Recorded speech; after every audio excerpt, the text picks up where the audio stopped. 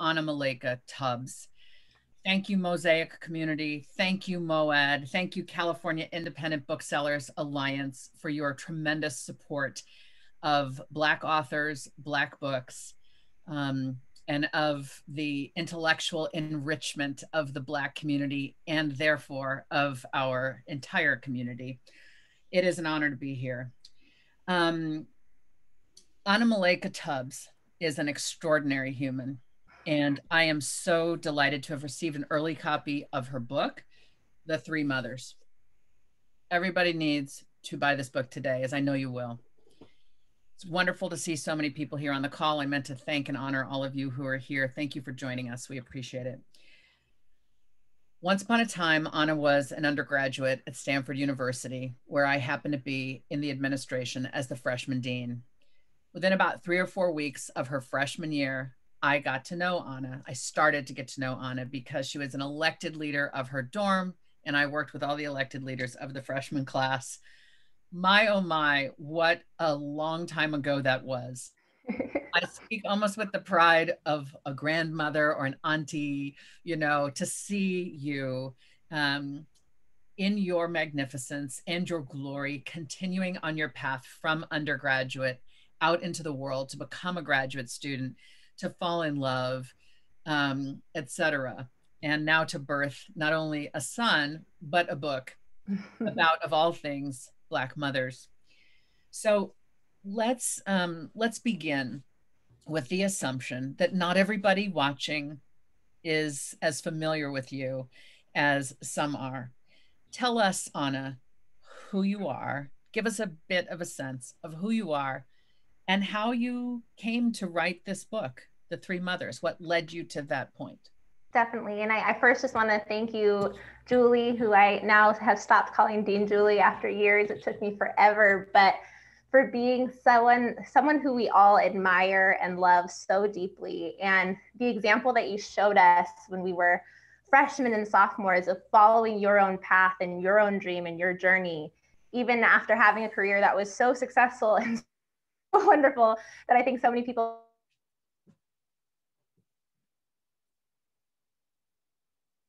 to follow your passion, and you continue to inspire us today. So I thank you for that. I have your book right behind me. You're still teaching us every single day what it means to live your fullest, and I love that so much about you. To kick off this event with you, to kick off my book tour with you, is emotional, to say the least, and I'm deeply, deeply grateful. So in terms of this book, how I came to write it, I started it with my dissertation for my PhD. I started the program knowing that I wanted to join other scholars who are taking up the charge of correcting the erasure of Black women. Marguerite Shetterly with her book, Hidden Figures, that inspired, this groundbreaking film. Isabel Wilkerson talking about the experiences of those who participated in the Great Migration, and how many of us didn't realize how all of these movements that were maybe specific to Black communities were affecting our entire country and shaping our entire nation. So I knew I was going to write about Black womanhood, but it was broad. There were so many different stories I could have written about.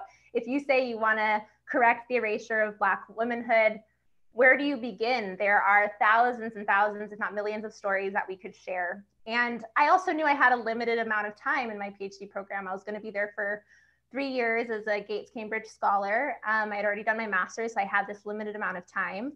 So I thought I could start with famous men. That could be my hook, that I could start somewhere with somebody who had so much already written about them. And I could look in the shadows and look in the margins and find those that were maybe hidden by this light that we really kind of shine when we focus just on this one unicorn figure. Who were we missing? What else could we say if we just expanded the lens or expanded that spotlight? And I became obsessed with the notion of motherhood, the woman before the man, not what we talk about when we're saying the woman, quote unquote, behind the man, which I hate that saying because likely they are not behind them. You're just choosing not to focus on them. They're probably right there. But to focus on the woman before the man was even thought of, even conceived. And as soon as I looked into all of these different mothers of different civil rights leaders and different important figures in our history, I really fell in love with these three in particular. It's so beautiful. This book is very much an excavation of almost an archaeological excavation. You have taken what we know, we think we know about these three men, and we haven't even named the men or the women, so we need to do that. Yes. But you've gone with your delicate tools of intellect and inquiry and analysis and carved away the extraneous bits and sort of revealed, almost like it's a sculpture, you have sort of taken away, and now here we have these truths that were previously unknown or unseen. So let's name them. Let's name these three women and maybe dive a little bit more deeply into a brief, what the reader, give us a teaser of what the reader will discover, which they, will discover anew about these three women. Yeah. So Alberta King, Martin Luther King Jr.'s mother, Louise Little, Malcolm Little, who then became Malcolm X's mother, and Bertus Baldwin, James Baldwin's mother. These are the three women at the center of my work whose names everybody needs to know. And that's really what the book is arguing. One of the largest parts and kind of center pieces of the book is how it changes what we thought we knew, like you mentioned.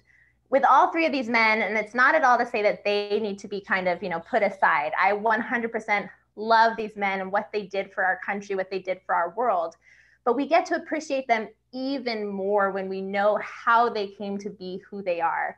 And these three cases in particular, their mothers were so obviously, their prime inspirations, not only for why they wanted to succeed in life, not only for why they wanted to make things better for their own family members and their communities, but the different ways in which they felt they could achieve that.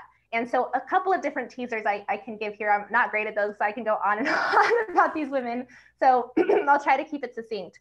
But Alberta King was raised by two parents who believed in the importance of faith and social justice combined, that you could not have faith if you weren't also making sure that people's needs were met, that justice was being accomplished, that you had to make sense of the world as we knew it, and not only focus on, what God could do for us, that God was providing inspiration for us to change the world as we knew it. And they all believed in these nonviolent ways of doing so. Her parents participated in boycotts.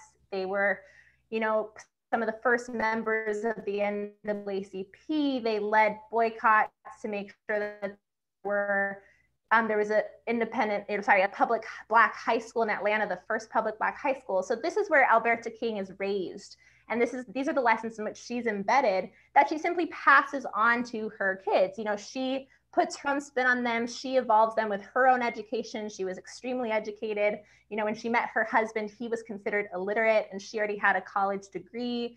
She tutors him through his own path. So there's so much more I could say about Alberta, but truly without her family and what they stood for, Martin Luther King Jr. really doesn't make much sense all on his own. And then when we think about Malcolm X, Louise Little and her husband were these radical Marcus Garvey Pan-Africanist activists. They believed in Black independence, the importance of, self-sufficiency for the Black community and independence from white America if they weren't going to accept us as we were, that it wasn't about assimilating. And if that doesn't sound familiar, then you don't know Malcolm X all that well. He then translates so much of what they are talking about with Marcus Garvey and goes on to become a leader, as we know, of the Nation of Islam. And then Bertus Baldwin, I love her story so much, all three women, but especially with her, she comes from the most humble of upbringings. She loses her mother at an incredibly young age. It's possible that her mom actually died in childbirth, but I can't confirm that. But she starts to realize that the only thing she can really hold on to in life is her own sense of peace, the importance she saw in love, the importance she saw in acceptance of all people, no matter how hard things could get, to never hold on to any kind of hatred, any kind of remorse, but to move forward with love and hope and light.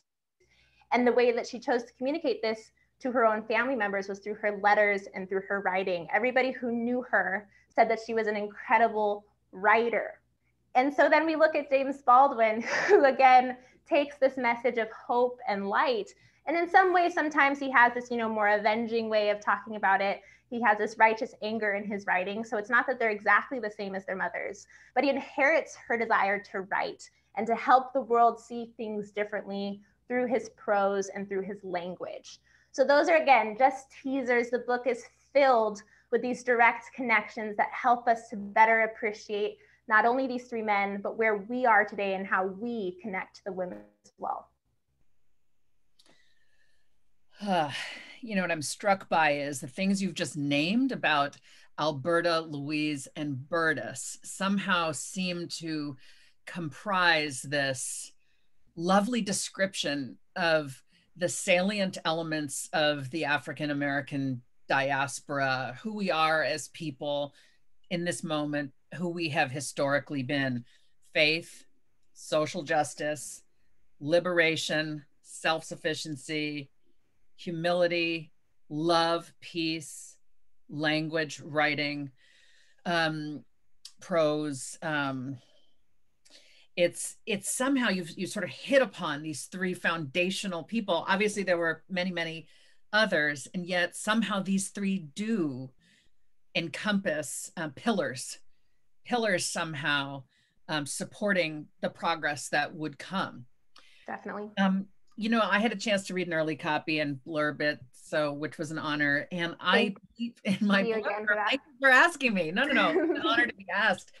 I call this a love letter to these women, and you know, a love letter perhaps to Black women, for who Black women are in the lives of their offspring, who so often go unheralded and unsung. Why do you suppose, as you were excavating, as you were at Cambridge in England, learning more and more about these famous men and their mothers, was there any kind of battle with the documents, with the history, with the prior interpretations, with your faculty? Was there any proving you had to do either within yourself or with your faculty or other scholars about the relevance or legitimacy of the various facts you were discovering about these women?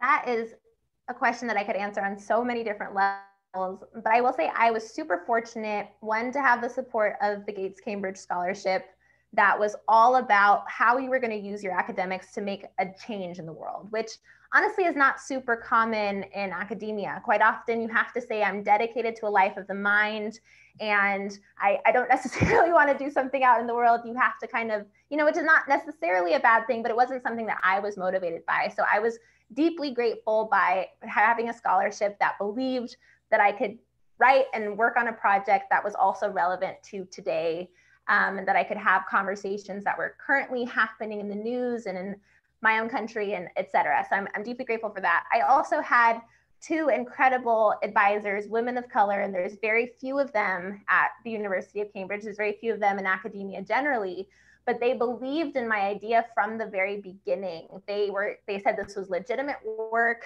that the way I was going to write it in a kind of creative way. My dissertation and the book are quite different documents, but I still have always approached my academic work with this kind of creative writing lens in a way that it's inclusive and people would want to read it and it's enjoyable to read. And I've dealt with some issues with that throughout my academic career, but these two advisors of mine, Monica Moreno Figueroa and Arathi Sriprakash, were both so supportive of the way that I wanted to accomplish this. And I couldn't have really done it without their advocacy and them saying, you know, oh, even to their own colleagues, this is a legitimate project and we're going to learn from this. And so I've been supported by that. The parts that have been conflicting have been, who do you believe in historic research when you're going through all of these documents that have only kind of mentioned them as asterisks or kind of put them as footnotes, or, you know, have conflicting information with each other. And so much of what was already written about the women, that again was only these tiny pieces, was mostly written by men. And so the way that they present the women, you know, was just, I felt out of context. Quite often, if you did hear about Louise, all you knew was that she quote unquote went crazy. And that was all that they ever said about her. And so how am I going to go in there and take that quote when I feel that they were missing context, or that they didn't do her justice of actually learning what her story was? So that was really my challenge, was the information that was out there was so limited and so biased and so like through the male gaze, that I needed to correct that, while also paying attention to times when was I making too many assumptions about the positive stance of something that I was reading? Should I have been more, should I have had an eye of more scrutiny? So I constantly challenged myself to find the balance of finding more about their lives through the perspective and the body that I was living in as a Black woman who was also becoming a Black mother. And there was nothing necessarily wrong with me now providing this perspective in the shoes that I was standing in. I'm so glad you were supported by those two particular mentors. We all need mentors. We're all fortunate when we have mentors, and we should all strive to be mentors of people who are coming up on the path behind us. Let's go to the craft of this thing, because this beautiful book you have written, Three Mothers, because I found myself wondering, not having kept close enough attention on what you were actually doing in your PhD program. I found myself going, is she in a history program? Is she in a sociology program? Is she in a literature program? I assumed it was literature because your book is so exquisitely written. So you've said, obviously this is for your PhD, and there's something about academic writing that can feel so inaccessible. This book, y'all, is not academic writing. It is deeply literary. It is exquisite, but whereas academic writing may feel inaccessible, laden with footnotes, and, what are they actually trying to say? This is a book that reads like a novel in the beauty of its prose, yet it is about real life folk. It is historical. It seems like sociology in some places. It's this genre mashup. You even throw in some personal narrative.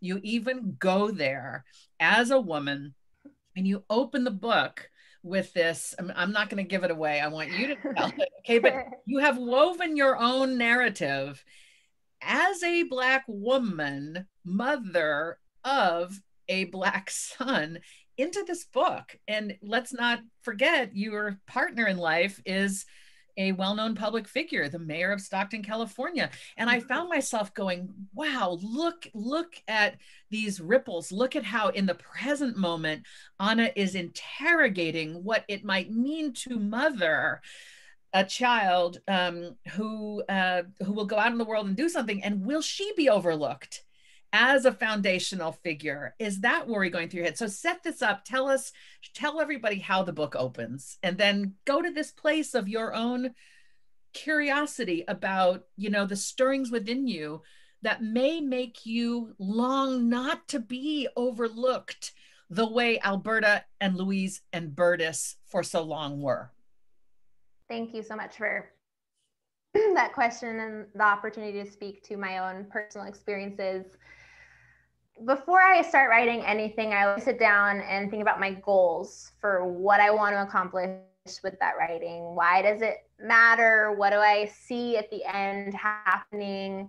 So I had a lot of goals for this project. One was to celebrate Black women, like I mentioned. The other was to be fully honest and to be vulnerable in the writing, because a goal was to show how their lives connected to our lives. So much of Black feminist writing and study is about not only talking about Black women, but about saving Black women's lives that are currently being lived. And we talk about this in the book, Some of Us Are Brave.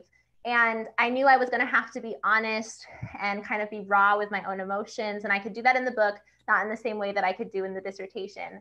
So when I started writing it, I said, you know what? This is a book about motherhood.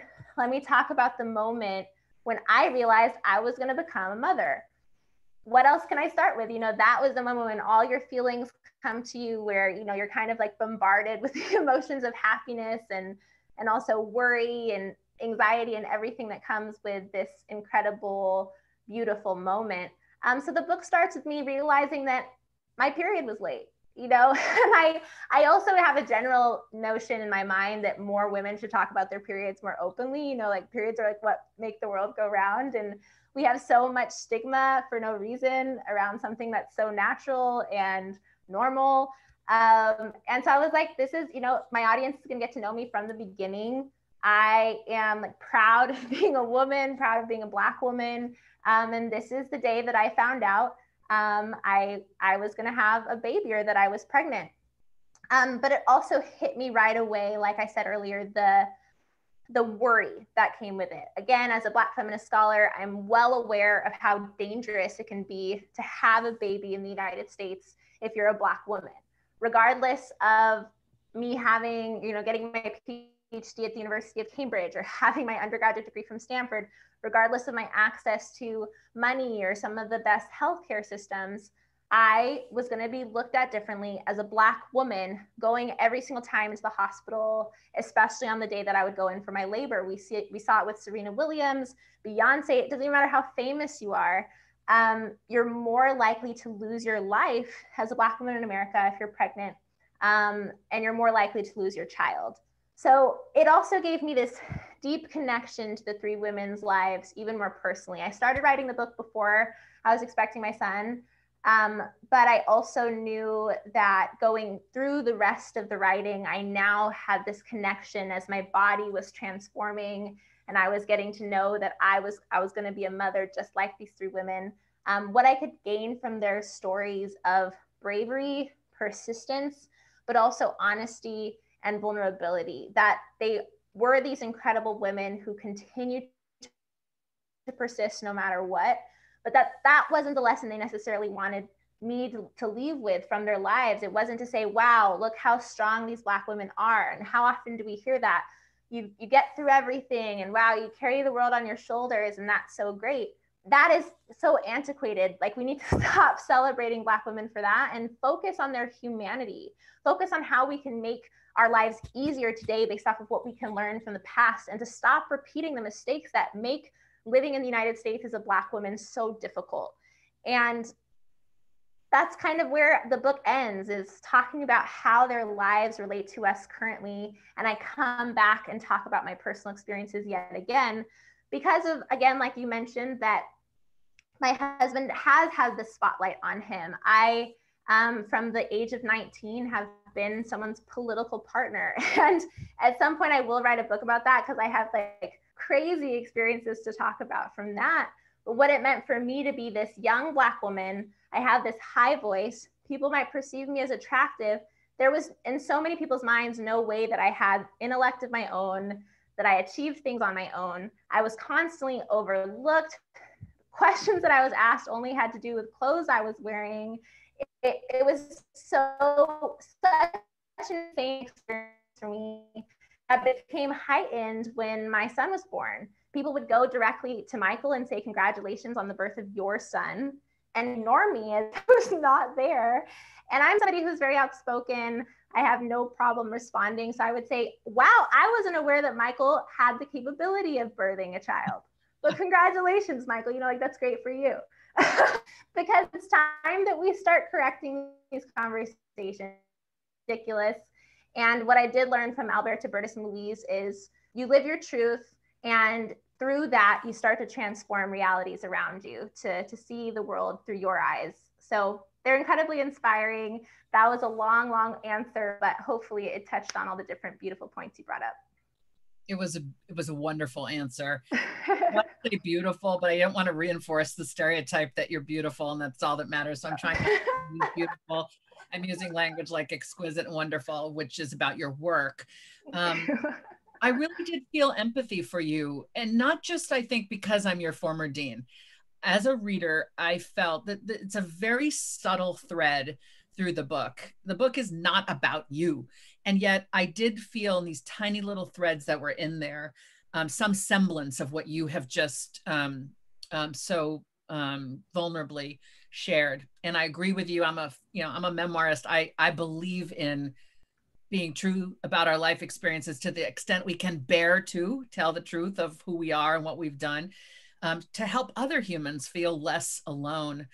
I would like to turn, we have about another 10 minutes for our conversation before we pivot to questions from our amazing audience of over 80 people. I want to give a shout out to Mary O'Malley, who's saying, congrats, Anna, you never cease to amaze me. And to Darrell Coleman, so much love for you, Anna. So wonderful to know that you have I have so many supporters here on this, debut of your book tour. It's just great for all of you who are here. We thank you. Thank Let's you so turn much. to our Yeah. present moment. Can we get into our American moment for a moment? Yeah. Is that okay? Yes. So I have been increasingly worried since Barack Obama became viable as the nominee for the Democratic Party in 2008. I, as a Black woman, have been concerned about the rise of white supremacy. Mm-hmm. I began writing poetry about it in 2012 and delivering this sort of spoken word out loud in public spaces then. And because I couldn't ignore it. I couldn't ignore that they were buying more guns. I couldn't ignore that they were joining hate groups in record numbers. I couldn't ignore that they were increasingly taking the lives of Black grown-ups and children and going unpunished. Mm-hmm. So I'm sort of, annoyed by those who have just discovered with the murder of George Floyd that this happens to Black people, but bless them for now having their eyes open. But you also have not ignored the experience of Black people in this country. You are deeply aware, as you've already explained, aware of what we endure and experience. I found myself laden with fear as the election was coming. I had been saying for years, whether he's impeached out, term limited out, or voted out, they are coming. Let's make no mistake, they're coming. This band of angry white folks who are armed and feel this is a white country and whose narrative about the self rests upon the subjugation of us, they're coming. Let's make no mistake. And I realized I've been waiting and waiting and waiting. And I spoke to my niece, Sade Lifcott, who is the director of the National Black Theater, which is located in Harlem, New York, on 125th and 5th. I said, she's my niece. She's 10 years younger than me. I said, Sade, I'm so worried. I'm terrified. And she held me over the phone and she said, Julie, I know you're a caring person. I know you're worried about people you don't even know losing their lives. And I said, yes. She said, but let me suggest that these fears are rooted in our oppression. And let me ask you to consider reframing it. Root your concerns in our liberation. And there was something about that advice that was so exquisite. I said, that's it, Sade, that's it. I can still care about people, not from a place of oppression, but from a place of liberation. And I think your book somehow, because you began writing it years ago, right? Here you are with this book about three mothers who lived decades ago, whose famous sons are long since dead. Yet you've written a book that somehow speaks precisely to this moment where Stacey Abrams has been the mother of Georgia and, maybe the mother of America in bringing us to this moment, and the mother of, to Kamala Harris in her amazing ascension to this role. Like, somehow your book just speaks to that. Absolutely. Let me shut up now and just lay that at your feet and say, what do you make of that, of this moment and your book and your foresight? I mean, what do you hope? How can this book help us in this moment stay grounded in our liberation? I love Sade's words. Those are incredibly inspiring. I'm going to hold those with me as well. I appreciate you sharing them. This book really showcases that the connection, again, not only of the mothers to their sons, but the mothers to us and where we are today. So much of what happens in our country is a result of historic amnesia. People feeling surprised and shocked by white supremacist behavior. On the day of the Capitol riot, so many people were texting me like, what do you make of this? Like, whoa, are you okay? This must be so scary. No, this is not surprising at all. This is 100% to be expected. This is what white supremacists do. They throw tantrums. This happens even if they lose a football game, they want to burn things. The only thing that was unprecedented was the fact that it was the Capitol and it was a different building. But even when I think about these mothers and the years that I've spent documenting their lives and thinking of what they live to see, it forces you to focus so much more on progress and so much more on just thinking about the truth of the country. And the only way that we can heal, the only way we can find unity is through acknowledging the truth and finding justice and making sure we're fixing mistakes rather than pretending that this is quote unquote not America or that this is new behavior. We should be afraid. We shouldn't be afraid. This is what they've been doing all along. You know,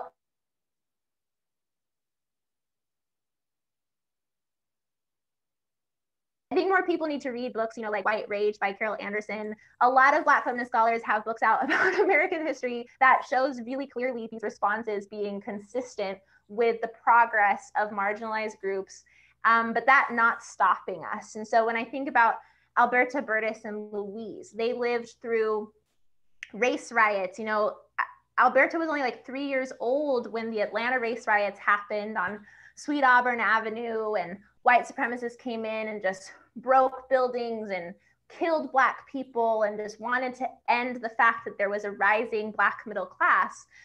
This is the same community through which we have our newest senator from Atlanta, Georgia. So this connection between history is not a stretch, it's not disjointed, it's a continuation of what we have been fighting for years and that we're going to continue to fight now.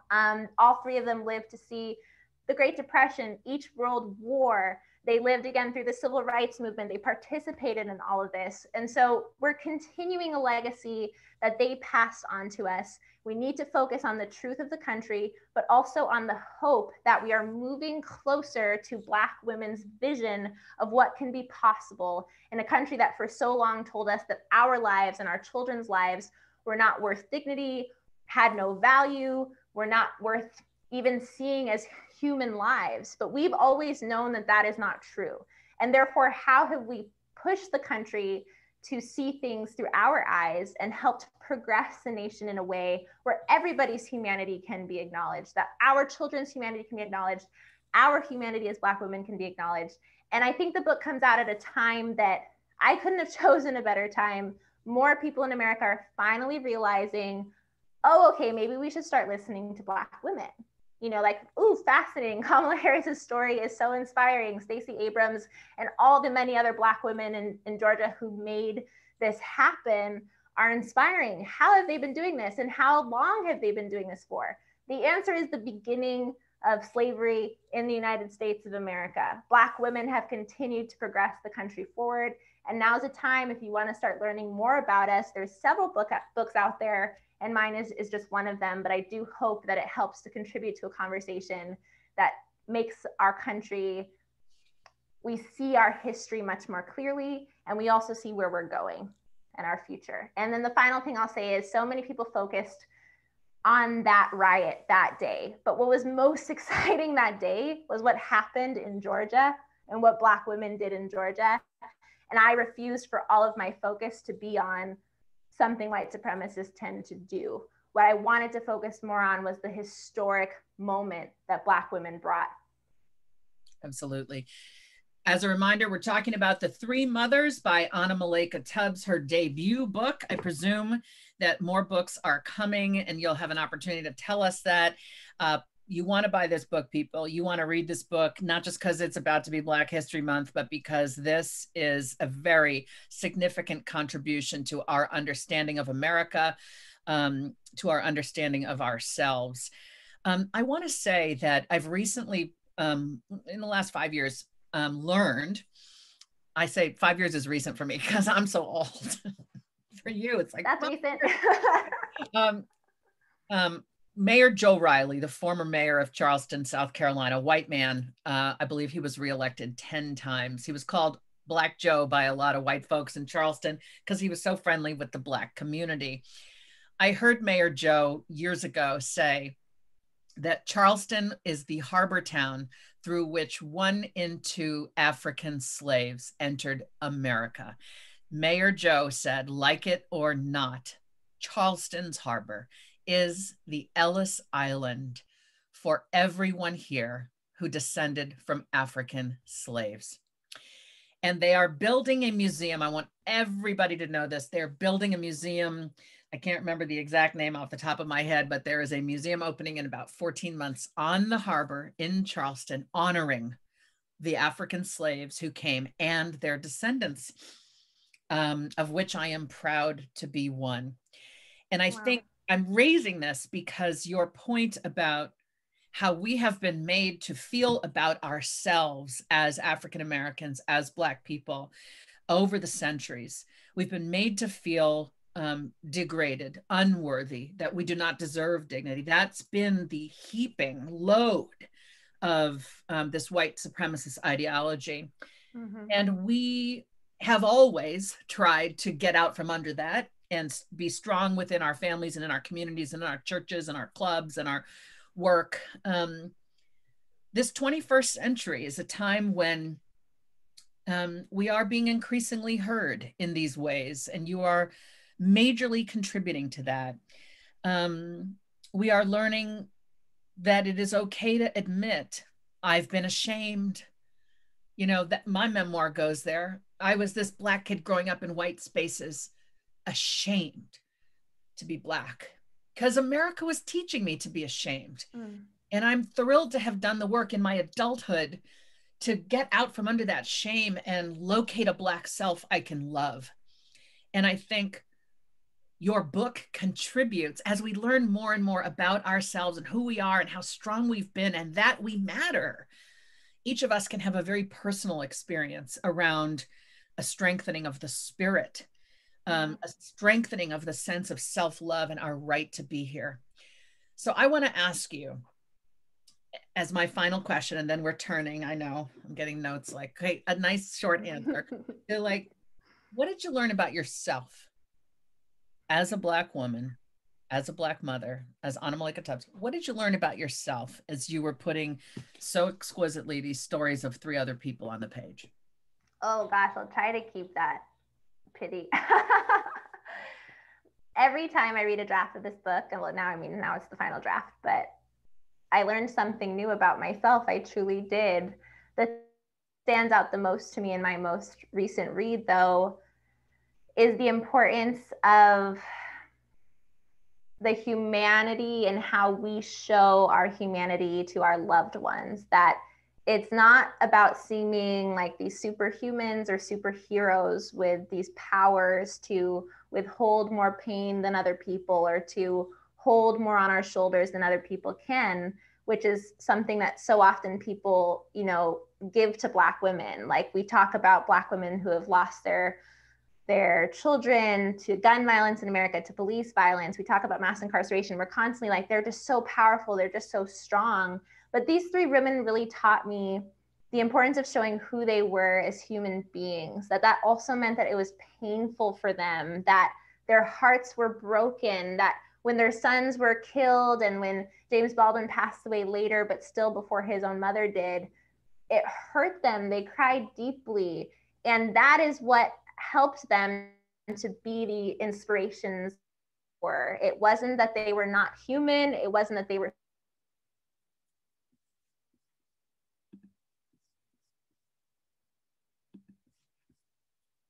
human. And being able to show that in my own life with my husband and teaching my son that matters for us to be able to inspire those around us. I think that their sons had such a deep connection to the human experience because they saw and witnessed their mother's willingness to be human in front of them. Hopefully that makes sense, but it's something I've been carrying with me a lot lately. It sure does. Thank you for that. Okay, Nia, I'm turning it back over to you. I think you're going to march us through the questions that are coming in. Wow, I just want to say thank you both for that conversation. I'm just feeling so inspired and encouraged to hear both of your words. And I think you've touched on so many important topics relevant for now, but also recognizing the history that we're living through. So we do have questions from the audience that I'm excited to get into. And again, for folks, as questions come up, please do put them in the Q&A for us and we'll have those addressed. So to start, we have a question here from Elizabeth, and she's asking you, Ana, how did you choose these 3 mothers to focus on? I'm sure there were many other mothers that you could have considered, but how did you pick these 3? There were definitely so many other mothers, and I was having a really hard time actually narrowing them down. But I thought about men who were often put in conversation with each other. Of course, Martin Luther King Jr. and Malcolm X are so often kind of put and represented incorrectly as polar opposites, but everyone kind of talks about them together. And more recently, more people are talking about James Baldwin with the I Am Not Your Negro film based on his writing, and when he states that he was a witness to his friend's work, when he speaks about MLK, Malcolm X, as well as Medgar Evers. And so I actually also did look into Medgar Evers' mother. The reason I ended up choosing these three was because all of the moms were born within 6 years of each other. And then all of their famous sons were born within 5 years of each other, which was really cool in terms of a chronology. One of my strengths, I think, in writing and generally in the way I think as I make connections between things that are so different and that represent really beautiful diversity. But then there's moments in the book where they kind of intersect and they don't even realize that they're intersecting with each other.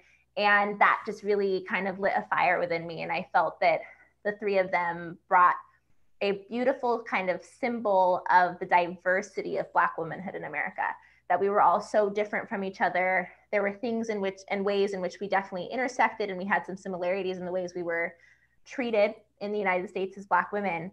But I wanted to celebrate our diversity and our differences and the strength that brought our community. And the three of them showed that in a really beautiful way, while also allowing me to make some points about history and chronology and how that was affecting them based off of their own access to resources and their own families and backgrounds. That's excellent. And I feel like you've so beautifully woven together all of their narratives. Thank you. They're like perfectly in conversation. Thank you so much. So we have another question here from Martina, and they're saying that they're not a writer, but they're 82 years old and their life has had so many stories, and they're saying they know you encourage women to write their own stories. So how would you recommend they get started? I love that question. I talk about in the book, actually, one of the takeaways is I want more Black women to write their stories, more people to write their stories, because especially for marginalized communities, other people, and Audre Lorde always talked about this, will define us for us if we do not define ourselves. And a huge part of that is keeping record of our lives.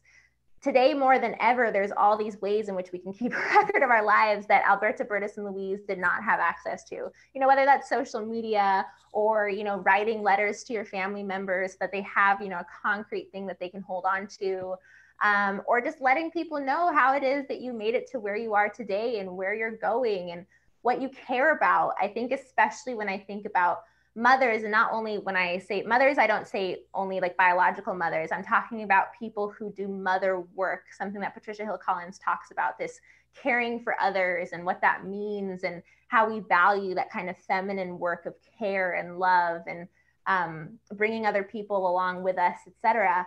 But writing about why that matters to you and who you are as an individual and what your dreams and aspirations are. That can be so huge for not only your children, but any student that wants to kind of be a sponge to your own experiences. So however they want to start, I think is beautiful, whether that's just journaling, whether that's starting a blog. But again, there's never been a time where there were so many opportunities to write our stories down. And I just encourage that to be from a perspective of honesty and vulnerability, where we don't feel we have to be a certain image, but that we're just being ourselves and exploring how that self changes throughout our life. If I could just add briefly as a memoirist, just to Martina, I've actually pulled together with colleagues at the Grotto something called Writing Memoir, which you can find online, but I have in there an essay that talks about, you know, how you kind of get started. And what I just want to say quickly is the stories that are burning most in you that make you say, I think I want to write those down. Yeah. Don't worry about how they relate to the other stories. Don't worry about what's missing in between the stories. Don't worry about how you're going to get into the stories. Just write the stuff that is knocking at the door of your consciousness saying, tell me, tell me, tell me, tell me. Write those things down. They will probably become the most important, meaningful bits of whatever the broader work you write becomes. Yeah, I love that. Absolutely. And I mean, I think even what you were saying earlier about how hard it was to find certain history or who even gets to write history, that really speaks to the importance of documenting our own. And someone actually has a question here about like how difficult it was to get an accurate history or representation for each of these women. If you could go into that a little bit more. It was extremely difficult. Each fact in the book, I mean, even each paragraph required, like every sentence was like from a different source. So I'm really proud of how beautifully it reads, but it was difficult. It was like, you know, piecing all these puzzle pieces together that were totally scattered. But it also allowed me to really appreciate the complexity of the women's lives and kind of, you know, I'm a broken record, but it spoke to the humanity of the women, that these were not necessarily like clean cut stories, and none of our lives are, that we live with conflicts even in our own decisions that we might have made at one point and that we made later on in our lives. So my main objective was to challenge anything that I could tell was definitely through a male lens, male gaze, especially a white male gaze, that was, you know, representing these women in a way that I felt probably was not accurate. So for example, there are these letters that we have from when Louise Little was institutionalized at the Kalamazoo Mental Hospital in Michigan. And her time there, she's there for 25 years of her life against her will, taken away from her children taken away from her. And the only real record we have is what the state writes to each other about what they feel her condition is. And the man who's instrumental in making sure she goes there is a white psychiatrist who says that she's imagining being discriminated against and diagnoses her with dementia praecox. Those are those moments where you're like, what? How dare you say that a woman who was an immigrant woman, single woman, her husband had been murdered, she's trying to raise her 8 children alone, and she's an activist, very outspoken, very proud, is imagining being discriminated against. And so you have to think, how often are these records being kept about our lives that are just completely wrong, completely out of context, completely not taking account our experiences as Black women. So that's just an example, and that actually came up a lot with all 3 of them, that like something would be mentioned, but it clearly wasn't really, I guess it just didn't understand, like it didn't have the context that it needed to be placed within what I would say was their like, and adding, you know, my own perspective to that, but also then looking through other Black feminist writings on interpreting, in that example, for instance, how many times Black women were misdiagnosed when it came to mental illness, for instance. Right, that's absolutely so true. So I have another question. I'm going to combine a couple of questions. So you did mention earlier that you were working on this book prior to being a mother. And so we have a question asking about what inspired you to focus on mothers prior to your own motherhood journey? And perhaps maybe you could also share if there's any other authors that have inspired you to write this book. Yes, definitely.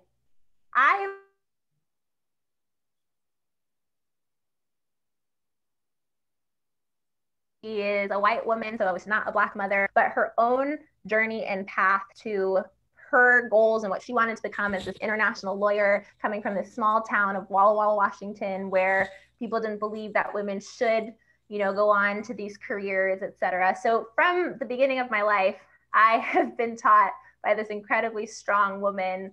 And she also always told me that I needed to appreciate everything that she did for me and my siblings, that it wasn't something we could take for granted. It was actually quite funny. She would always say, you know, you have to say thank you for that. I didn't have to do that just because I'm your mom, kind of thing.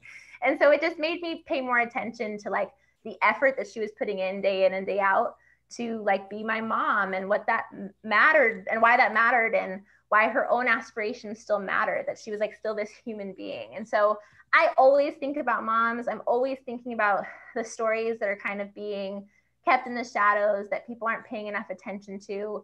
When I went into the program, I wasn't quite as aware of how personal this project was for me, even before becoming a mom, but I was definitely responding to the erasure I was facing on a daily basis in my own life. And I felt like if I could do something to like highlight other women's stories that in some way later I realized that it was kind of helping me as well. So was there a second part of that question? Did I forget it? Yeah, it was also whether there were other authors that inspired you to write your book. Yeah, I'm inspired by several. I mean, I talked about Margaret Lee Shetterly, of course, and Isabel Wilkerson. I'm also incredibly inspired by Brittany Cooper. Her ability to really dominate academia, but also have writing that's accessible and interesting, opens so many paths for me, because when you're writing a sociology dissertation, you have to say why you are using these methods and why it is okay to maybe make the work more understandable and accessible. So when you have academics who have already done that very successfully, it opens doors for the rest of us to be able to as well. So definitely Brittany Cooper. Joan Morgan, who wrote When Chicken Heads Come Home to Roost about, hip hop feminism, was a mentor of mine. She came and did like a kind of one quarter lecture at Stanford. And I just was like so in love with her and the notion of Black feminism that I previously was not quite as well aware of. So she definitely set me on my path there. So several authors, Black women who were just, I guess, again, I'm a broken record, but were truthful and were bringing themselves to their work. And it was something I could do and something that I loved and felt inspired by. And I could be one of those authors. It just blew me.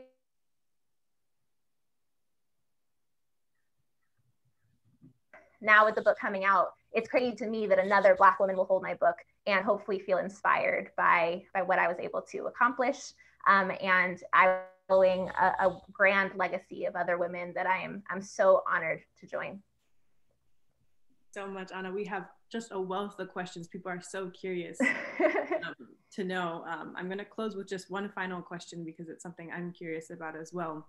And then we would love to give you a few moments to actually read from the book. Oh, yes. So someone is asking that they're sure the families are probably immensely grateful that you are helping them discover or, sharing the stories of these mothers. And so they're wondering if you've helped them actually discover new features of their own family history, or if you've connected with them aspects of their past that they might not previously have known about. Wow. The journey of getting to know the families has also been incredible. But I will say that at the beginning, they were very reserved. All three families did not really want to talk to me about it. And I think I was naive going into it. I was like, they're going to want to talk about these mothers. I'm going to have so many interviews with living relatives and, friends who are still alive. I was so excited about this.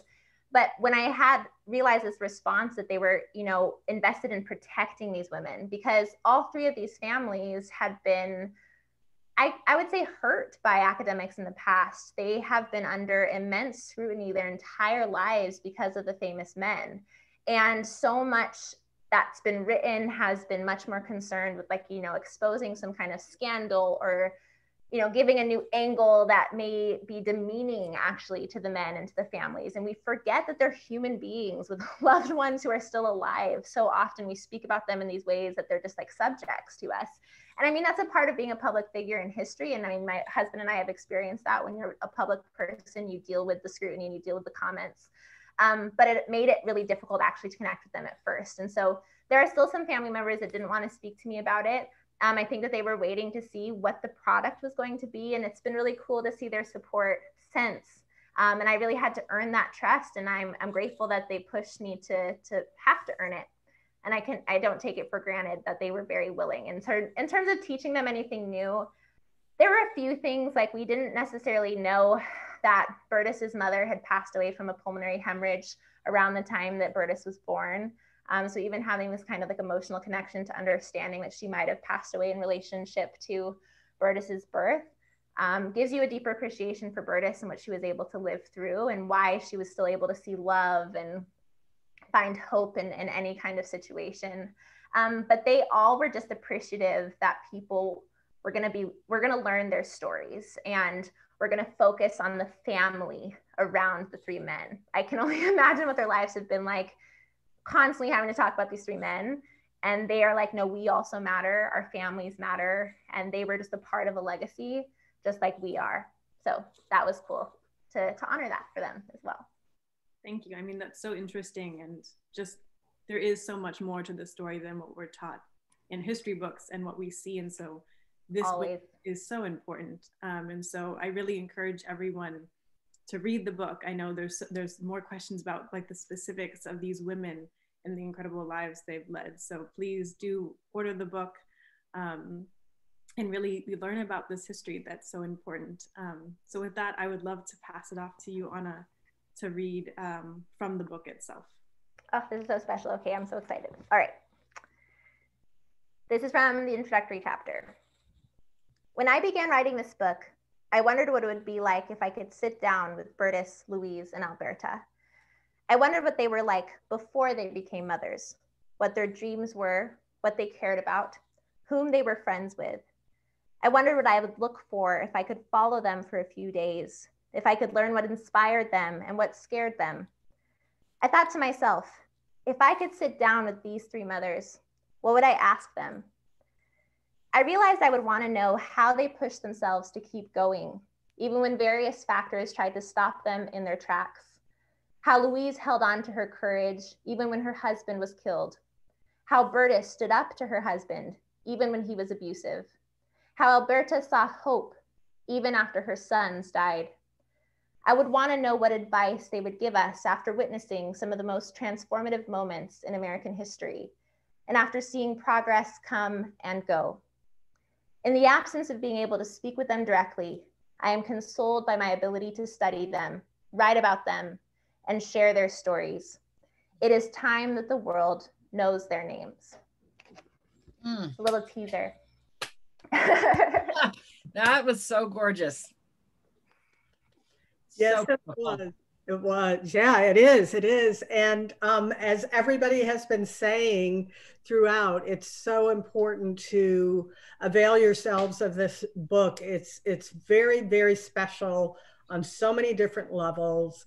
It's great any time of the year, but what a fabulous way to kind of kick off Black History Month when so many people are thinking about it. I want to thank our guest and our host, Julie. You know, I've been involved with several events with Julie. She never disappoints, and today was no exception. And thank you for shepherding this conversation and bringing out the important aspects of the book and the social ramifications, everything, making it about the past, but also about our present. And thank you, Anna, so much for writing this book and letting us share in your vision and your talent. And I'm sure it's your debut, but I'm sure it's the first of many books. We will be hearing from you for many, many years to come.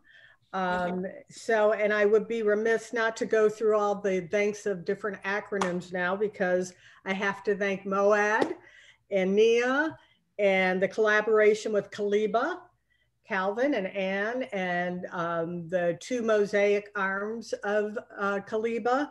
Thank you so much. This is kind of a debut for them. It's great that they chose the first event to be with a debut author, because this is their first event too. And I think it was a great collaboration. Also hoping that this will be the first of many collaborations between Kaliba and MOAD. And I want to encourage people to buy the book, and we're kind of uplifting certain bookstores like Underground of Sacramento. These are BIPOC bookstores, Salt Eaters, Cafe Con Libros, and also at MOAD. And obviously, if you're going to bookstores in person, you know, just obviously check out, we want to support independent bookstores. Certainly BIPOC, female-owned bookstores are top on our radar. But so we do encourage you to support the independent bookstore community, in addition to the stores I just mentioned. And so on that note, with all these thanks and good cheer, middle of the week, Wednesday, hump day, thank you everybody for coming, to our audience, your great questions, and just your participation.